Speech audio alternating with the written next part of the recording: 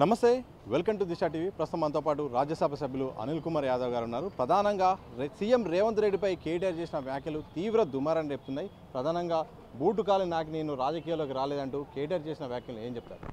కేటీఆర్ అంటే గత 10 సంవత్సరాలు అధికారంలో ఉండి ఒకటేసారి అధికారం కోల్పోయే వరకు ఆయన మతి స్మరించిపోయిండు. ఎందుకంటే పిచ్చోడైపోయిండు.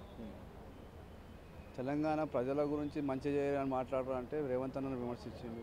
ఆయన మాట్లాడే లాంగ్వేజ్ ఆయన బూట్లు నాకిండు, ఆయన రాత్రి పూట ఏడ నాకిండు, పొద్దున్న ఎవరైనా ఇంట్లో ఏమేమి నాకిండు ప్రజలందరికీ తెలుసు. ఆయన రాజకీయాలలోకి వచ్చినప్పుడు ఏడేడ నాకిండు, ఎవరిది నాకిండు అందరికీ తెలుసు. కానీ పిచ్చి పిచ్చి మాటలు మాట్లాడద్దు. We are all in educated society. బూట్లు నాకిండు అంటే కాదు, ఇట్లా పిచ్చి పిచ్చి మాటలు మాట్లాడితే మీకు ప్రజల గురించి నీ డెవలప్మెంట్ గురించి ఏమైనా కావాలంటే రా మా ముఖ్యమంత్రి దానికి అపాయింట్మెంట్ ఇవ్వడానికి ఇవ్వకుంటే మాకు చెప్పు, మేము మాట్లాడి ప్రజల సమస్యల గురించి మేము అపాయింట్మెంట్ ఇప్పిస్తాం. వ్యక్తిగత విమర్శన చేసుకొని తిరిగితే నాకు తెలిసి మెంటల్ డిసార్డర్ అయిపోయినట్టుండే. ఎందుకంటే అధికారం వంగనే పిచ్చోని చేతలు చేస్తున్నాడు.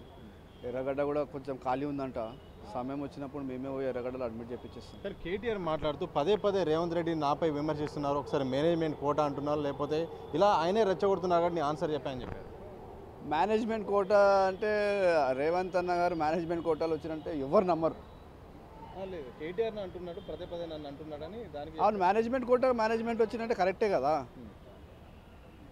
రేవంత్ అన్న ప్రజల మధ్యలోకి ఉట్టి ప్రజల మధ్యలో పెరిగి ప్రజలను రిప్రజెంట్ చేస్తుండు. కేటీఆర్ వాళ్ళ నాయన నీడలో పెరిగినోడు, నాయన రికమెండ్ చేసుకుండు, నాయన మంత్రి చేసుకుండు, నాయననే చేసుకుండు కనుక అది మేనేజ్మెంట్ అవుతుంది కదా. దాంట్లో తప్పేమని చెప్తున్నారు. రేవంత్ అన్న చివరి పదే పదే విమర్శిస్తున్నారు, ఏం చెప్తారు? పదే పిచ్చి పిచ్చి మాటలు మాట్లాడి టైం వేస్ట్ చేసుకోకుండా ప్రజల డెవలప్మెంట్ గురించి రండి, ప్రజల సమస్యల గురించి రండి, ప్రజల గురించి డెవలప్మెంట్ గురించి మాట్లాడదాం, ఏమైనా సేవ చేద్దాం.